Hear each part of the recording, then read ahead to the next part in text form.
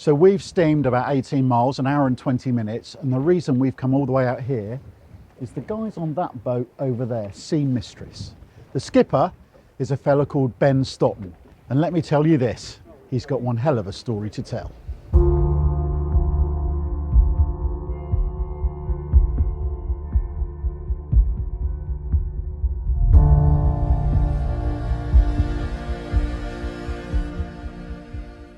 Now then, we came out here for a nice peaceful morning and it's all gone off. What is happening? I know, it's terrible, isn't it? Catching fish. Plan went to plan too quickly, didn't it? Yeah, so 2 hounds in what, the first couple of minutes? Just crazy. That first one was a hell of a nice fish. Yeah, we said 15 plus, didn't we? I think it didn't get a weight on it, didn't get a measure. But yeah, nice fish all. Nice to start the hound session off with a good one. Get it out of the boat, get it out of the way, and now we'll get the rest of the boat some hopefully. And now this is our practice day. It is, I know you've been out yesterday as well and had a yeah, we did, around. And I know this isn't your home water, so what have you learned the last couple of days? Be flexible. The bass especially, and the local guys will hopefully back me up, is they're not in the same place all the time, and you've got to be looking out for sign. We went for ages yesterday trying to find some signs, some readings, some birds, and we didn't see anything, and then we got in and found out they were 15 miles closer to home than we'd been off. But that's how it goes, and it's just to be flexible, I think. What I was going to ask you is, before it all went crazy, how you kind of got into fishing. What was it that kicked you off? I fished since I was 5 years old. Started, I think like most people, Dad took me fishing. Tench, roach, the usual freshwater stuff. And he was a commercial fisherman, and my friends were sea fishermen as kids. So it was a mix of lakes and sea, and then eventually it progressed into a commercial fishing career. And sea became the main focus of my life, really. Everybody knows you as the Amputee Angler, for obvious reasons. Yeah. So talk us through what happened. Yeah, so I was a soldier, I was a commercial fisherman for a number of years, and then I transitioned into the military. And I did that for quite successfully for a while, 7 years. And I was in Afghanistan on my third tour, my second tour of Afghanistan. And I unfortunately stepped on what we call an IED, improvised explosive device, or a bomb in layman's terms. And it took both my legs and left me in a bit of a pickle. From there, it's just, it's gone from there really. And you know, here I am on a boat now as a double amputee, and fishing played a massive part in my rehab, mentally and physically. So it's just been a bit of a saviour for me here. But yeah, the legs, they caused me a few problems, but you learn to adapt and overcome, as we say in the army, not to be too cliche, and you just make it work. What was that whole process like? I can't even begin to imagine what you went through.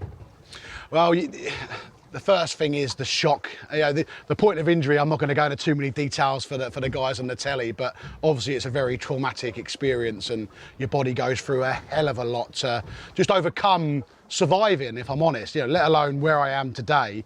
The first initial stage is to survive those first moments, which obviously I did. Very close to not, I might add, but I did. And then it's a whole host of rehab. And a lot of that at first is just the acceptance that you look different now. And one of the first things they do in hospital is, did you understand what happened? And I was conscious all through my ordeal until they put me to sleep. And then they sort of say to you, are you aware that you've had an injury? And of course, when you remember it, of course you are. And they sit you in front of a big mirror. And grown men, many a grown man, including myself, has had a little teary eye in front of that mirror at how you now look. And your brain adjusts and you move on. And you then go through different phases. You learn to walk. A problem in itself again, you learn to do everything with 2 fake legs, and it's not a quick process, but eventually everyone sees me now on the boats, and we've had discussions, and I have with the other guys on the boat about, oh, you do so well, but there was times I wasn't, and there was times I was struggling, and it's a lot of time and effort that gets to this point here. A lot of time and effort. So with the fishing, so before your injury, were you getting the chance to fish very much? Because I mean, you know, if you're deployed, were you getting much time on the water? I caught a common carp in Saddam Hussein's palace in his little private lake, on a cheapy hand line that was from the little looky man, as we call them in the stalls, and I caught a little common carp out of there. But whenever I was not in the army, I was fishing. I come home, I fished. Actually, 10 days before I got injured, I was on my R&R. I was on a commercial boat drift netting.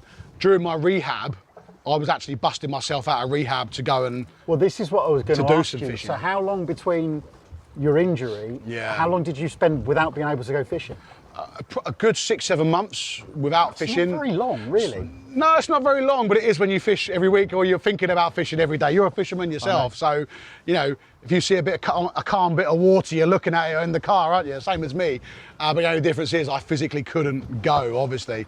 But yeah, I was busting myself out. Many a phone call was had, where are you? And I was on a boat like we are now. I should have been at a physio appointment. Your family must be so proud of you. I hope so. I've got 3 little kids and a very supportive partner, and I'd like to think they are. They tell me they are, but I just try my best.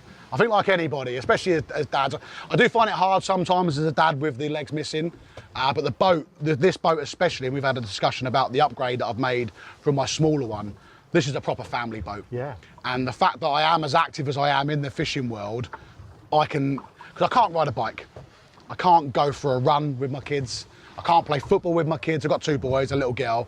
So I can't do those things, but by God, I can get them on a boat and I can take them fishing. And that's brilliant for me. I love it. I absolutely love it. Wayne, I don't really know what else I can say about it. I mean, what a man. I know, I don't, I'm lost for words, to be honest. The thing that I wanted to talk to you a little bit about, because I know you're ex-military as well, you're ex-Navy, aren't you? What I think I got from Ben from chatting to him is I don't think people understand what fishing does for people outside, you know, certainly ex-service people. What he's been through, none of us can imagine, but the fact that fishing, I think, has helped save the man. I mean, you know, what an amazing thing.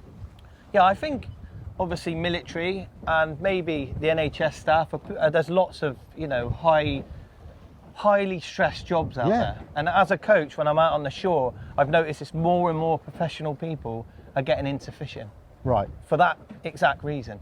Yeah. Because I mean, you know, you had your stresses in the Navy, Well, everybody sure, does. yeah. You were, what, 18 years in the... Yeah, so I've done 6 years in the Navy and 12 years in the Army, so I've done a bit of both.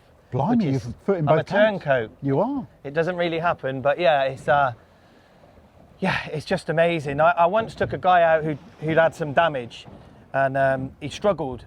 And what he said to me is, it's one of the first coaching lessons I ever done out on Chesil Beach. And he said to me, do you know what? If you can forget it for a second, you can forget it for a minute. And if you can forget it for a minute, you can forget it for an hour.